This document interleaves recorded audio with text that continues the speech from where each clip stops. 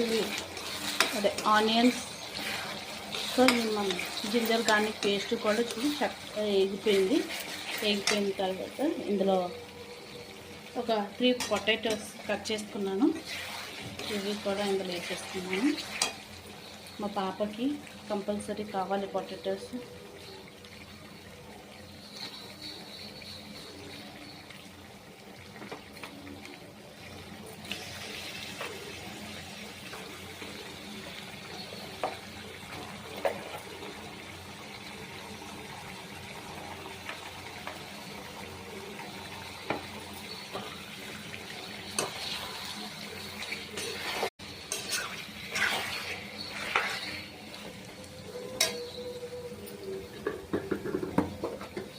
ఇంట్లోనే కొంచెం సాల్ట్ కల్లుప్పు ఉంటే కల్లుప్పు, నా దగ్గర అయితే ఇప్పుడు ప్రజెంటింగ్ కల్లుప్పు ఉంది. ఎంత కావాలో అంత సరిపడినంత వేసుకోవాలి.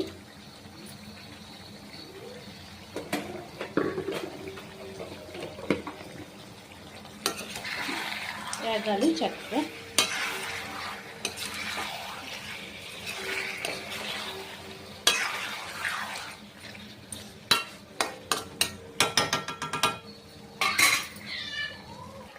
ఇంటి దగ్గరే చేసుకున్నాం. చక్కగా ఫ్రై అయ్యాక ఒక 4 టమాటోస్ ప్యూరీ చేసుకున్నాను. ఇది యాడ్ చేసుకోవాలి. వేగాక కొంచెం ఈ టమాటా ప్యూరీ ఇందులో వేసుకున్నాము. గ్రేవీ కోసం పలావ్తో గ్రేవీ చాలా బాగుంటుంది. ఎక్కువ టమాటా వేసుకుంటే ఇది బాగా కొంచెం టమాటా వేగాక అప్పుడు లైట్గా కొంచెం వాటర్ యాడ్ చేసుకోవాలి. పడితే చేసుకోవాలి, లేకపోతే పడకపోతే అవసరం లేదు. నేనైతే వాటర్ ఎక్కువగా యాడ్ చేయను చికెన్లో. ఆయిల్ ఎలా తేలిందో, ఆయిల్ కొంచెం చికెన్లో ఎక్కువ ఉంటేనే టేస్ట్. నేనైతే ఇంక ఇందులో వాటర్ వేయను. ఇదే వాటర్తో కుకింగ్ అయిపోతుంది. బాగా చక్కగా గ్రేవీ అయిపోతుంది. ఇదే వాటర్తో బాగా కుక్ కూడా అయిపోతుంది. చికెన్ చూడండి అయిపోయింది. ఒక 80% అయితే అయిపోయింది.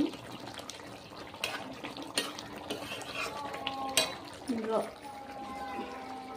కొంచెం కట్ చేసుకున్న కొత్తిమీర.